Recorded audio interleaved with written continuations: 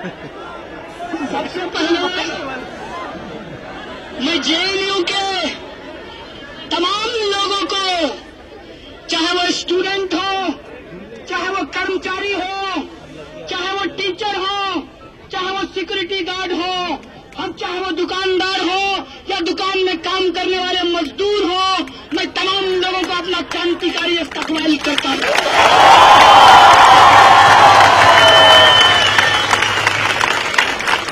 दोस्तों, मैं इस मंच से आप तमाम स्टूडेंट के बिहाफ पर जेएनयू इंस्टीट्यूट प्रेसिडेंट होने के नाते मैं पूरे देश के लोगों को यहां मौजूद मीडिया चैनल के माध्यम से उनको धन्यवाद देना चाहता हूं, उनको अपना सलाम पेश करना चाहता हूं। दोस्तों, मैं धन्यवाद करना चाहता हूं पूरी दुनिया के वो तमाम लोग, चाहे वो एकेडमिशियन हो, चाहे वो स्टूडेंट हो, स्टैंड जेएनयू के साथ जो स्टैंड किए हैं, इसलिए हम उनको रेवोल्यूशनरी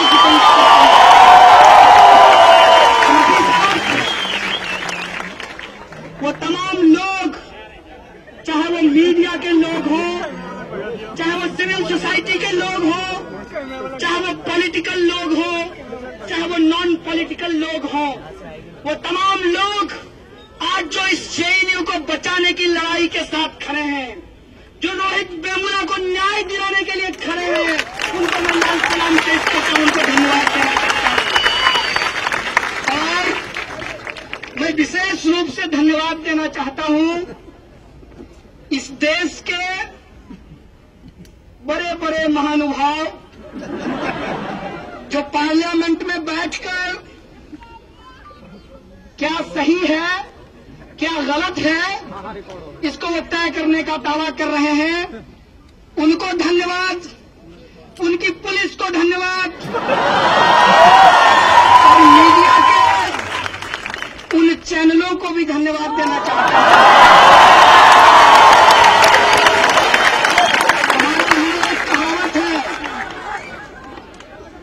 हमारे यहाँ एक कहावत है कि बदनाम हुए तो क्या हुआ, नाम नहीं हुआ। कम से कम जेएनयू को बदनाम करने के लिए ही उन्होंने प्राइम टाइम पे जगह दिया। किसी के प्रति कोई नफरत नहीं है, खास करके एबीवीपी के प्रति तो कोई भी नफरत नहीं।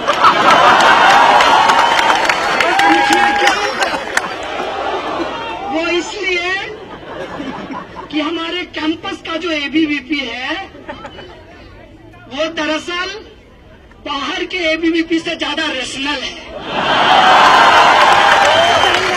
और मैं कहना चाहता हूं वो सारे लोग जो अपने आप को राजनीतिक विद्वान समझते हैं, तो एक बार पिछला प्रेसिडेंशियल डिबेट का जो हालत हुआ है एबीवीपी के कैंडिडेट का, उसका वीडियो देख लीजिए साहब। और जो मोस्ट इंटेलेक्ट पर्सन है इस देश में एबीवीपी का, जो जेएनयू का एबीवीपी है, उसको जब हमने पानी पानी कर दिया तो बाकी देश में आपका क्या होगा इसका अंदाजा लगा लीजिए। इसीलिए एबीवीपी के प्रति कोई दुर्भावना नहीं है, क्योंकि हम लोग सच में लोकतांत्रिक लोग हैं। हम लोग सचमुच का संविधान में भरोसा करते हैं। इसीलिए एबीवीपी को दुश्मन की तरह नहीं, विपक्ष की तरह देखते हैं।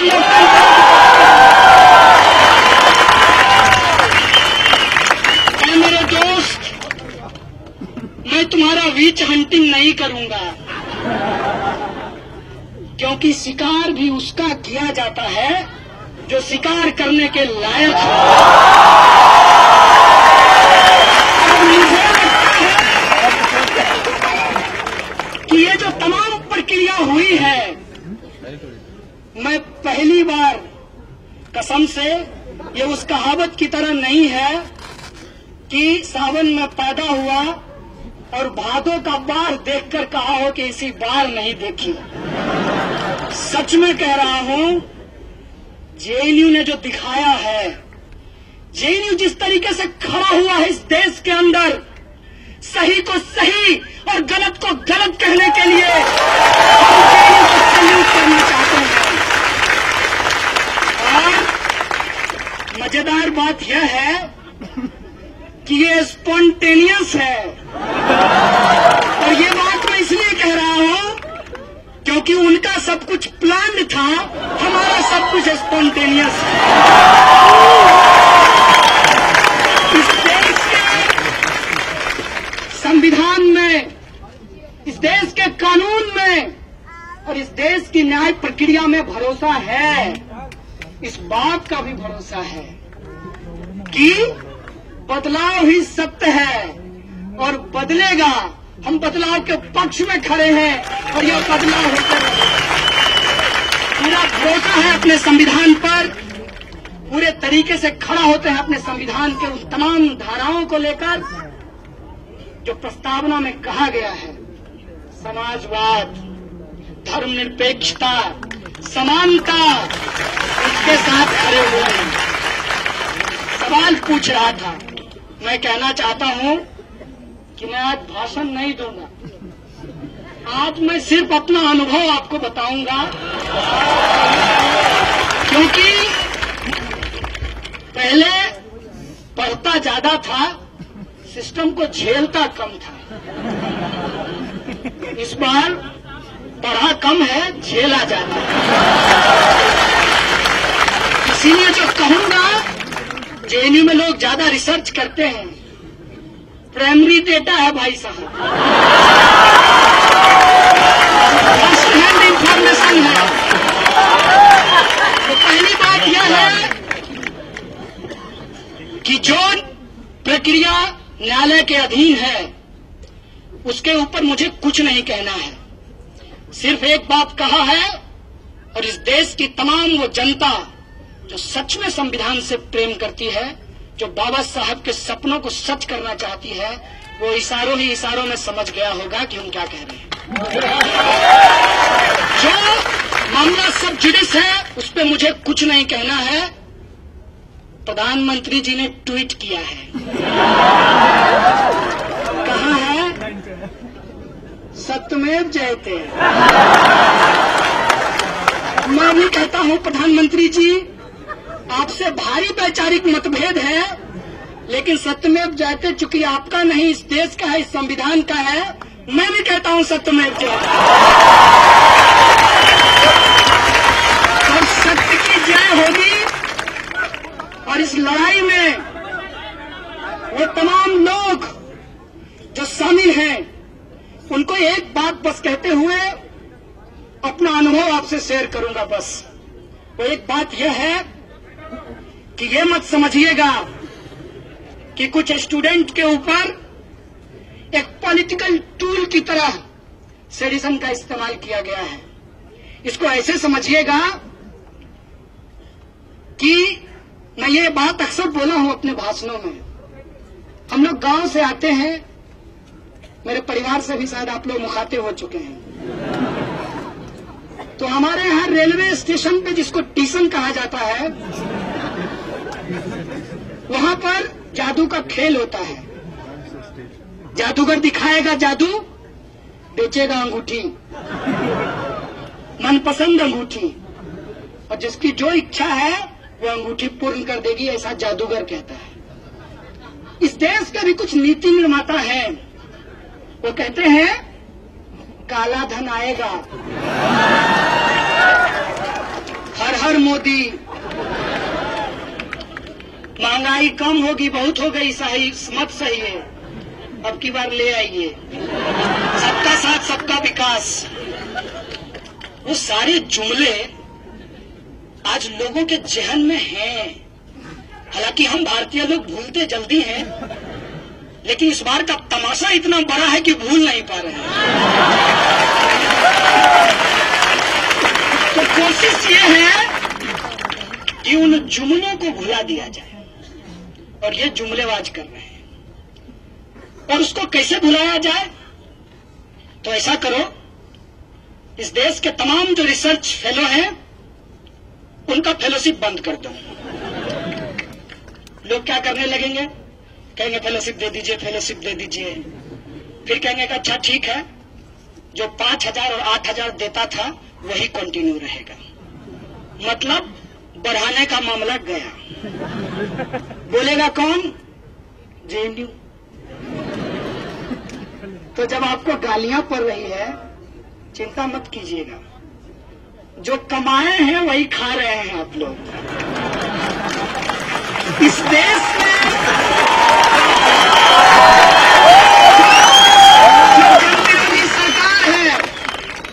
उस जन विरोधी सरकार के खिलाफ बोलेंगे तो उनका साइबर सेल क्या करेगा? वो डॉक्टर्ड वीडियो भेजेगा,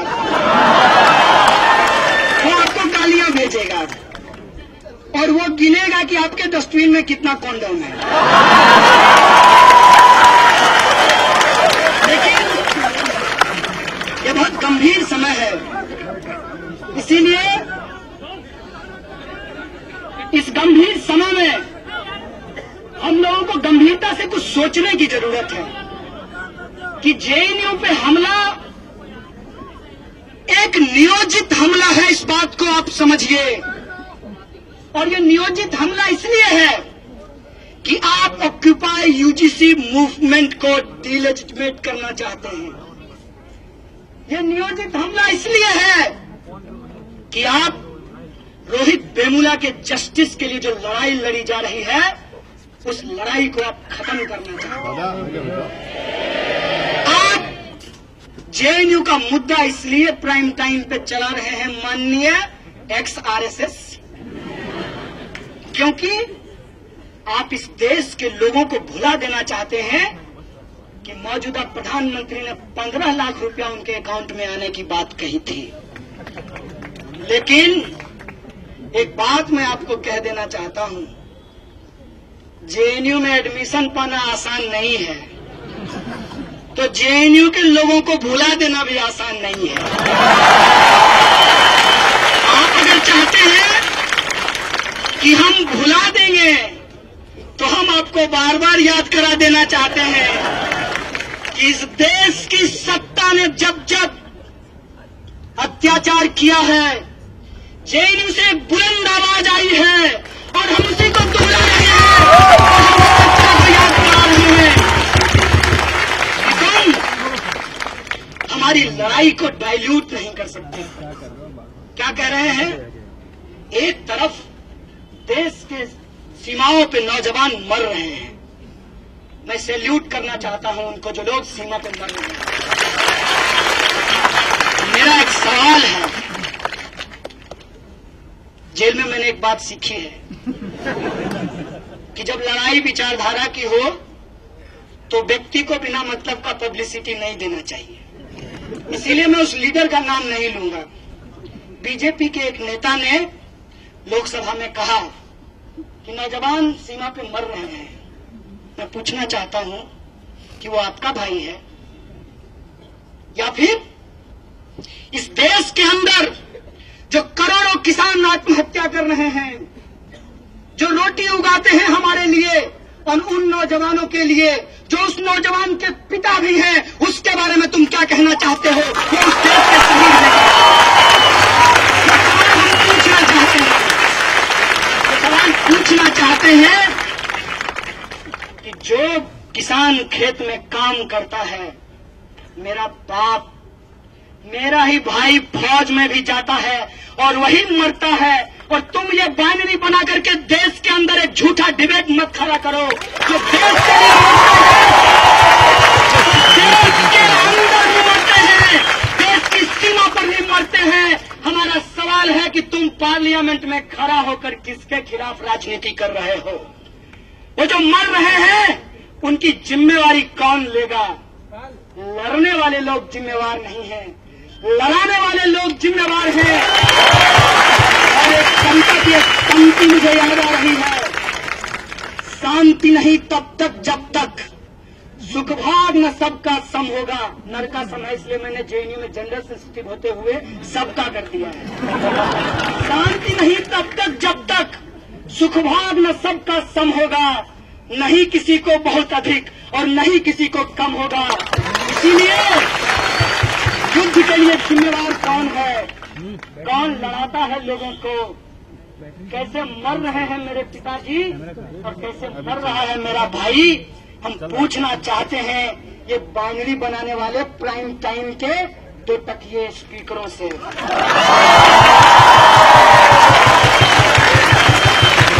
देश के अंदर जो समस्या है, क्या उस समस्या से आजादी मांगना गलत है? ये क्या कहते हैं, किससे आजादी मांग रहे हो? तुम ही बता दो कि क्या भारत ने किसी को गुलाम कर रखा है? नहीं, तो ऑब्वियसली भारत से नहीं मांग रहे हैं। भारत से नहीं मेरे भाइयों, भारत में आजादी मांग रहे हैं। और से करने में फर्क होता है। अंग्रेजों से आजादी नहीं मांग रहे हैं, वो आजादी इस देश के लोगों ने लड़ करके लिया है। अब मैं अपने अनुभव पे आता हूं। पुलिस ने हमसे पूछा कि आप लोग लाल सलाम क्या कहते हैं? मैं ये आपको कह दूं कि ये इन्वेस्टिगेशन का पार्ट नहीं था। पुलिस हमको कभी खाना खिलाने के लिए, कभी मेडिकल कराने के लिए ले जाती थी, और हम जेएनयू के लोग, उसमें से भी मैं ब्रह्मपुत्रा था, तो मैं बिना बात किए रहता कैसे? तो मैं उनसे बात करने लगा और बात किया तो वो आदमी भी वैसा निकला जैसा मैं। देश के अंदर पुलिस में कौन नौकरी करता है? जिसके पिताजी किसान हो, जिसके पिताजी मजदूर हो, जिसके पिताजी कमजोर वर्ग के हो, वही पुलिस की नौकरी करता है। मैं भी इस देश का one of the backward state Bihar से आता हूं। मैं भी एक गरीब परिवार से आता हूं, मैं भी एक किसान परिवार से आता हूं, और पुलिस में भी गरीब परिवार के लोग ही नौकरी करते हैं।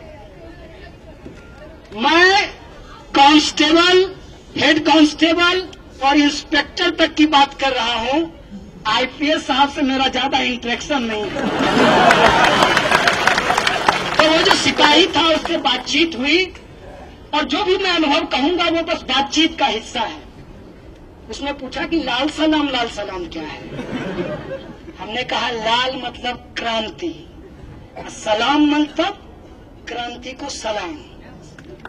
तो कहा मतलब समझ में नहीं आया। बोले इनकलाब जिंदाबाद। बोला जानते हैं। तो बोले क्रांति को ही उर्दू में इनकलाब कहते हैं। कहा ये स्लोगन तो एबीवीपी भी लगाती है। हम बोले अब समझ में आया कि वो नकली इनकलाबी है, हम असली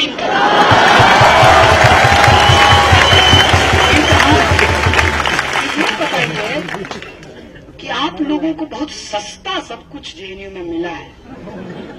हम बोले एक बात बताएं। बोला बताइए।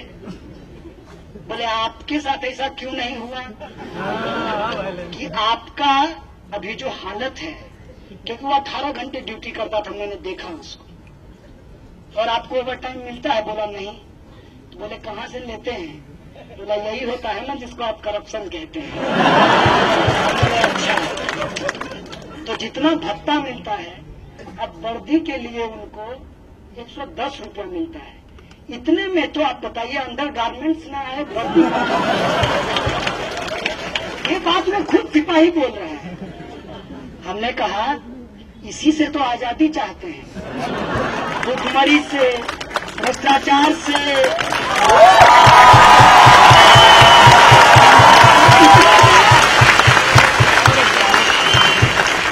हरियाणा में एक आंदोलन शुरू हो गया, और आप सब लोग जानते हैं कि दिल्ली पुलिस इसमें ज्यादातर लोग हरियाणा से आते हैं।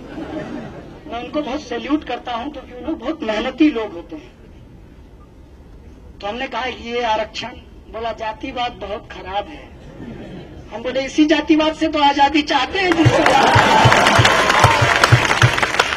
बोला इसमें तो कोई गलत नहीं है, इसमें तो कोई देशद्रोह नहीं है। हम बोले आप ये बताइए कि सिस्टम में सबसे ज्यादा पावर किसको है? बोला हमारे डंडे को। हमने कहा बिल्कुल सही बात, क्या आप ये डंडा अपनी इच्छा से चला सकते हैं? बोला नहीं। तुम बोले सारा पावर किसके पास चला गया? बोला जो फर्जी ट्वीट पे स्टेटमेंट दे रहा है।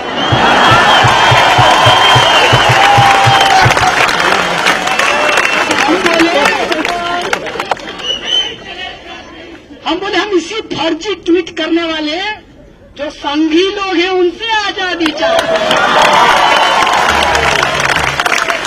सच कहें दोस्त, अब ऐसा लगता है कि हम और तुम एक साथ खड़े हैं। हम बोले यार इसमें एक दिक्कत है कि अब सारे मीडिया के लोगों को नहीं कह रहा हूं, हम्बली बोल रहा हूं, क्योंकि सारे मीडिया के लोग वेतन वहां से नहीं पाते हैं, कुछ लोग वहीं से वेतन पाते हैं। और मीडिया में काम करते करते, उधर पार्लियामेंट में रिपोर्टिंग करते करते अंदर जाने के प्रयास में है। तो उन लोगों ने ही ना ऐसा माहौल बना दिया है कि हम आपसे 1 to 1 बात करते हैं और वो देखिए सनसनीखेज ऐसा कर दिए हैं। बोला सच कहो दोस्त, तो मेरी तो ये इच्छा हुई थी कि जब तुम आओगे, क्योंकि तुम्हारा नाम FIR में आ गया था। हम बोले FIR से पहले ABVP के पर्चे में आ गया था। ABVP का पर्चा में पहले नाम लिख दिया था हम तमाम एक्यूज्ड का, FIR में बाद में नोट हुआ है। तो बोले हम सोचे थे कि तुम आओगे तो बहुत पीटेंगे, लेकिन तुमसे बात करके मेरी इच्छा हो रही है कि मैं उनको जाकर के पीट दूं।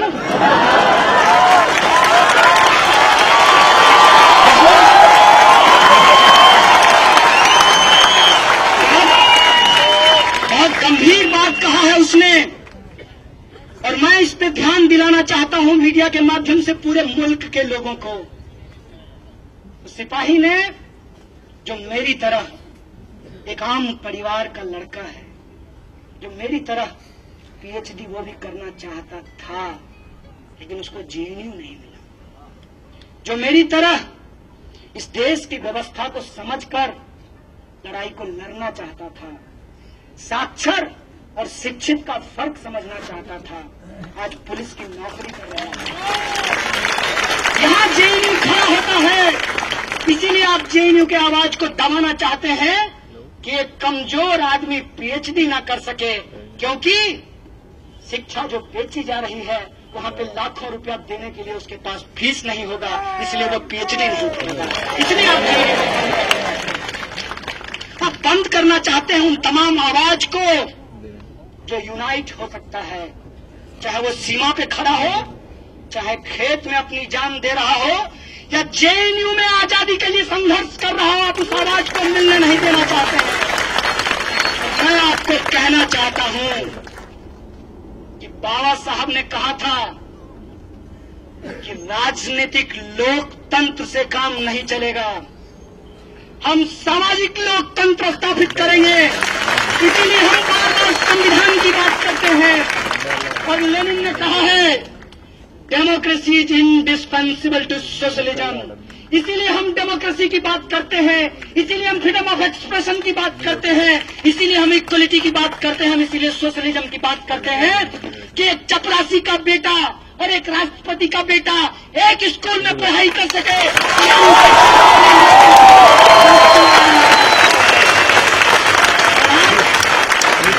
समाज को दबाना चाहिए, लेकिन क्या इत्तेफाक है, विज्ञान में कहा गया है कि आप जितना दबाओगे उतना ज्यादा प्रेशर होगा।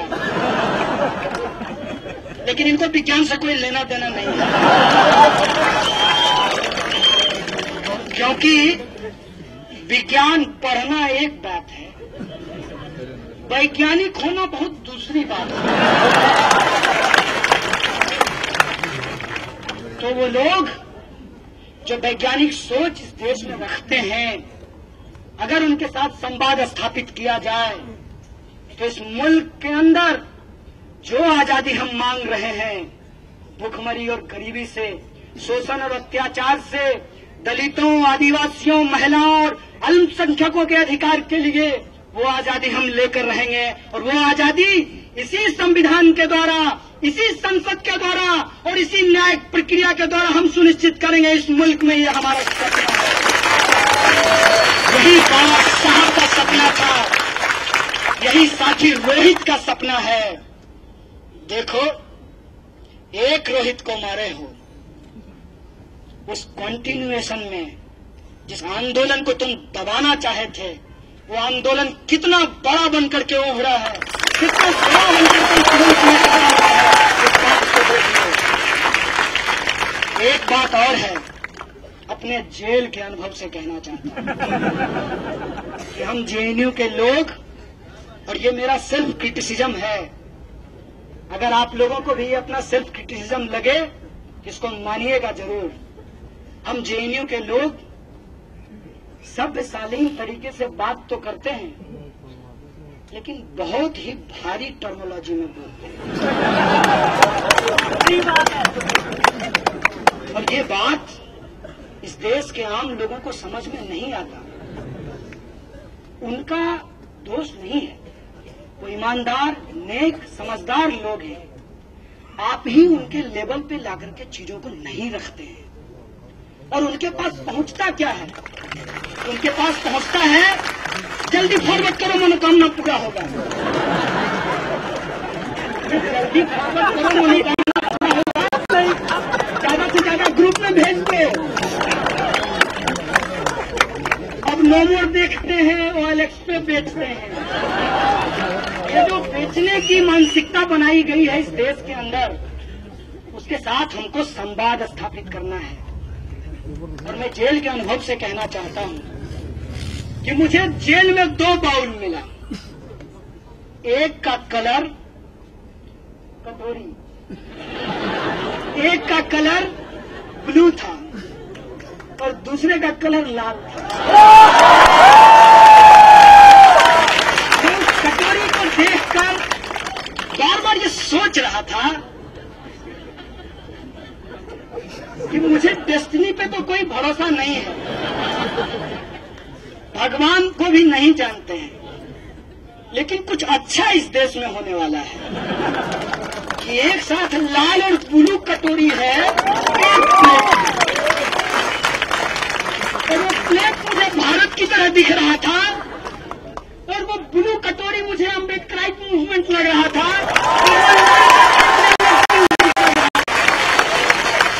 मुझे लगा कि अगर इसकी यूनिटी इस देश के अंदर बना दी गई, सच कहते हैं, अब नो मोर देखते हैं, बेचने वाले को भेजते हैं, बेचने वाला नहीं चाहिए, सबके लिए जो न्याय सुनिश्चित कर सके, हम उसकी सरकार बनाएंगे। सबका साथ, सबका विकास, हम सचमुच स्थापित करेंगे। जेल में कड़ा पहरा था,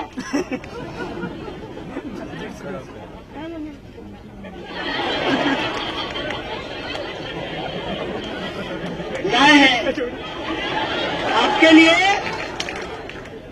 चना लेकर आए हैं।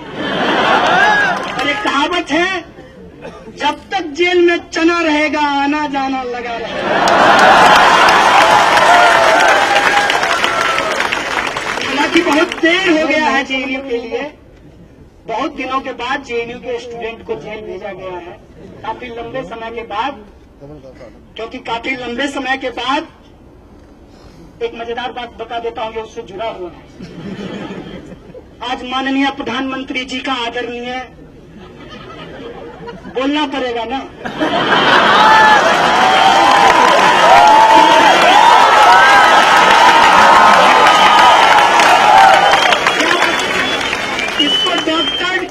फिर से एक्सट्रेडिशन लगा दिया जाए। तो माननीय प्रधानमंत्री जी कह रहे थे, स्टालिन और क्रुश्चेव की बात कर रहे थे। मेरी इच्छा हुई कि मैं टीवी में घुस जाऊं और उनका सूट पकड़कर कहूं, मोदी जी थोड़ी हिटलर की भी बात कर दी।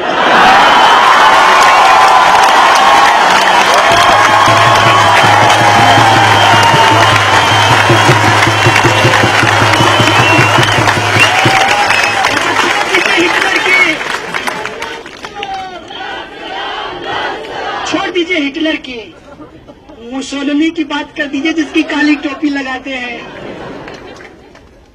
जिससे आपके गुरुजी गोलवलकर साहब मिलने गए थे और भारतीयता की परिभाषा जर्मन से सीखने का उपदेश दिया था। तो हिटलर की बात, क्रुश्चेव की बात, प्रधानमंत्री जी की बात, उसी वक्त योजना की बात हो रही थी। मन की बात करते हैं, सुनते नहीं हैं। एक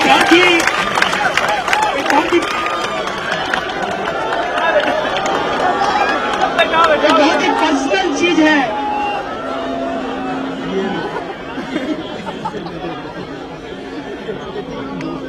मेरी मां से आज लगभग 3 महीने के बाद मेरी बात हुई है।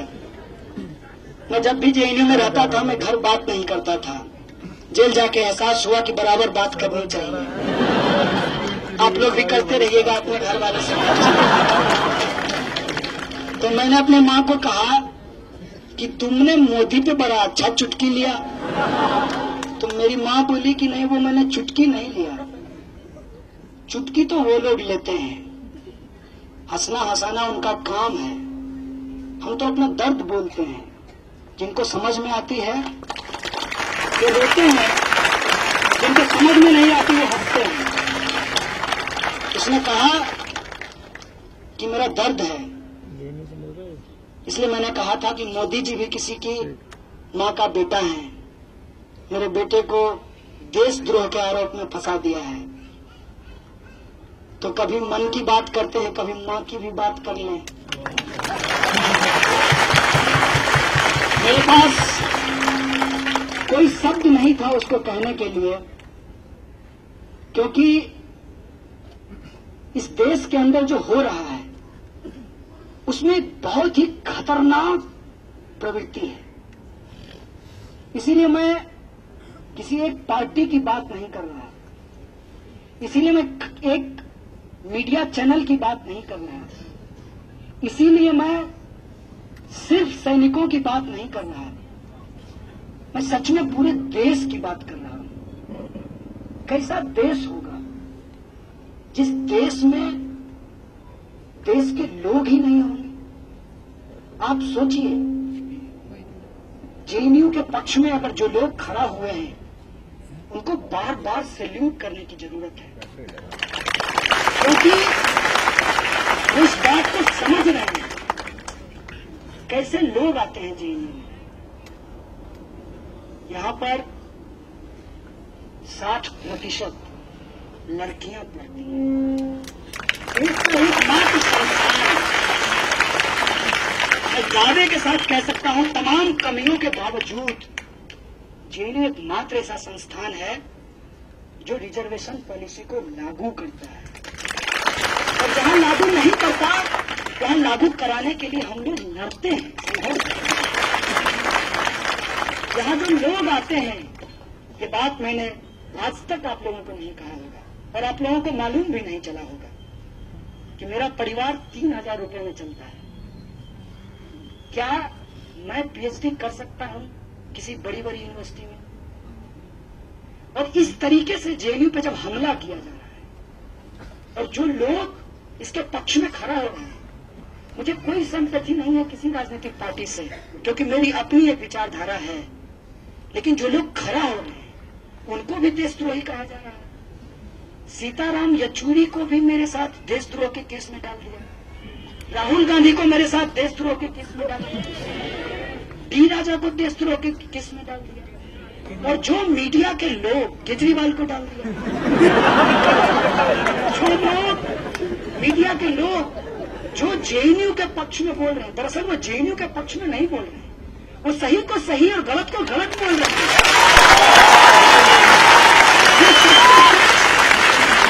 झूठ को झूठ बोल रहे हैं। उनको गालियां भेजी जा रही है, उनको जान से मारने की धमकी दी जा रही है। ये कैसी स्वयंभू राष्ट्रभक्ति है भाई साहब, सेल्फ क्लेम्ड। एक सवाल हमने पूछा, कुछ लोग 3-4 कांस्टेबल जेल में मुझे पूछे कि सच में नारे लगाए हो? हम बोले सच में लगाए हैं। फिर जाके लगाओगे? बोले कब लगाएंगे? बोले फर्क कर पाते हैं कि पर्सनैलिटी खत्म हो गई। भाई साहब अभी 2 साल ही सरकार को आया हुआ है, 3 साल और झेलना है।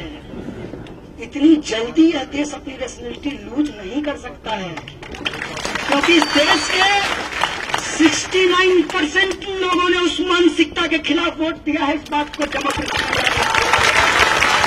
केवल 31% लोग, और उसमें से भी कुछ आपके जुमलेबाजी में फंस गए। कुछ को तो आपने हर हर कह के ठग लिया, आजकल अरहर से परेशान है।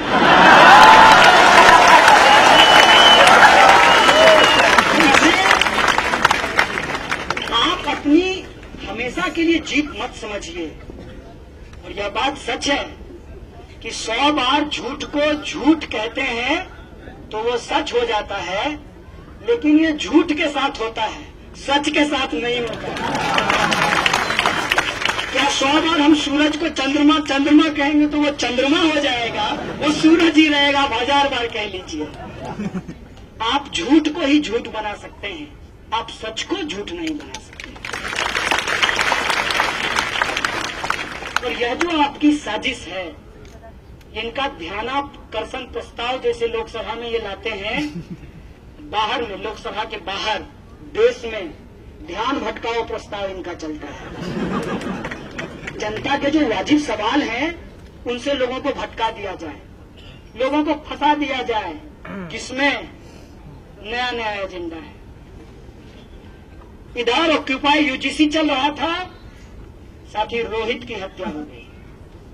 साथी रोहित के लिए आवाज उठाया, देखते देखते देखिए देश का सबसे बड़ा देशद्रोह, राष्ट्रद्रोहियों का अड्डा, ये चला दिया। ज्यादा दिन चलेगा नहीं तो इनकी अगली तैयारी है, राम मंदिर बनाएंगे। आज की बात बताता हूँ, आज एक सिपाही से बात हुई है निकलने से पहले। कहा धर्म मानते हो? हमने कहा धर्म जानते ही नहीं, पहले जान ले फिर मानेंगे। बोला किसी परिवार में तो पैदा हुए होंगे। हमने कहा इत्तेफाक से हिंदू परिवार में पैदा हुए। तो कहा कि कुछ है जानकारी? हमने कहा मेरी जितनी जानकारी है उसके हिसाब से भगवान ने ब्रह्मांड को रचा है और कण-कण में भगवान है, आप क्या कहते हैं? उसने कहा बिल्कुल सही बात है। तो हम बोले कुछ लोग जो है भगवान के लिए कुछ रचना चाहते हैं, इस पे आपकी क्या राय है? महापूर्वक आइडिया है। काठ की हारी कितना बार चढ़ाओगे भाई? 80 से 180 एक बार बना लिए थे, बेड़ा पार लगा दिए थे, मुख में राम बगल में छुरी। अब की नहीं चलेगा, अब की थोड़ी दूरी बदल गई है, लेकिन इनकी कोशिश है कि चीजों को भटकाया जाए ताकि इस देश के अंदर जो वाजिब सवाल है उस पर विमर्श न खड़ा हो। आज आप यहां खड़े हैं, आप यहां बैठे हुए हैं, आपको लगता है कि आपके ऊपर एक हमला हुआ है। सचमुच ये बड़ा हमला है, लेकिन ये हमला मेरे दोस्त आज नहीं हुआ है। मैं आपको याद दिलाना चाहता हूं कि आरएसएस के मुखपत्र ऑर्गेनाइजर में बकायदा एक कवर स्टोरी किया गया था जेएनयू के ऊपर। स्वामी जी का बयान आया था जेएनयू को लेकर के, और मुझे डेमोक्रेसी में पूरा भरोसा है।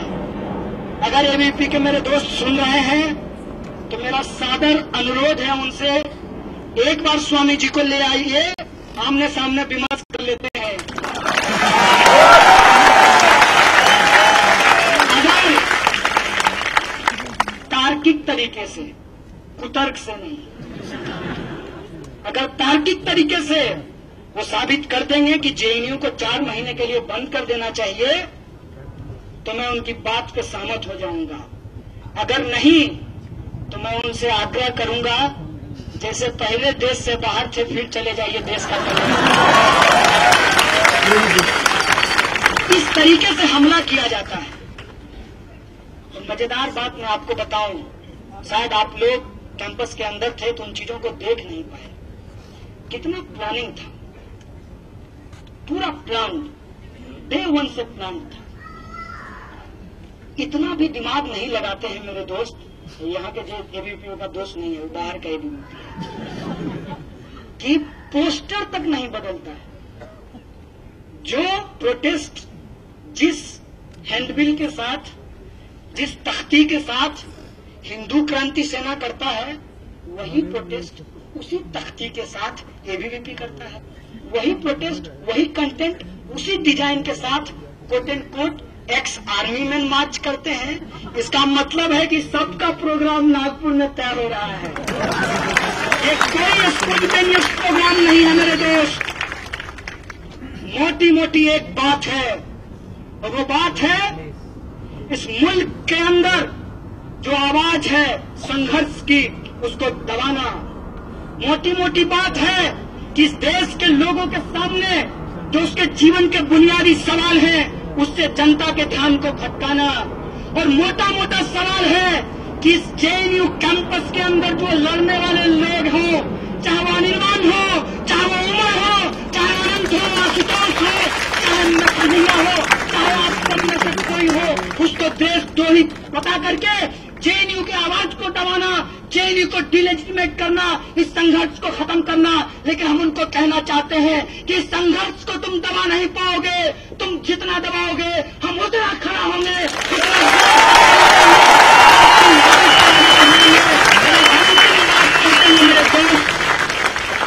ये लंबी लड़ाई है, बिना रुके, बिना झुके, बिना सांस लिए इस लड़ाई को हमको आगे बढ़ाना है। और इस कैंपस के अंदर जो देश को विभाजित करने वाली ताकत हो, चाहे एबीवीपी के लोग हों, चाहे इस कैंपस के बाहर आरएसएस और भाजपा के लोग हों, जो इस देश को बर्बादी के कगार पर लाना चाहते हैं, उनके खिलाफ हम एकजुट होकर खड़ा होंगे। जेएनयू खड़ा होगा, इतिहास खड़ा होगा, इतिहास खड़ा होगा।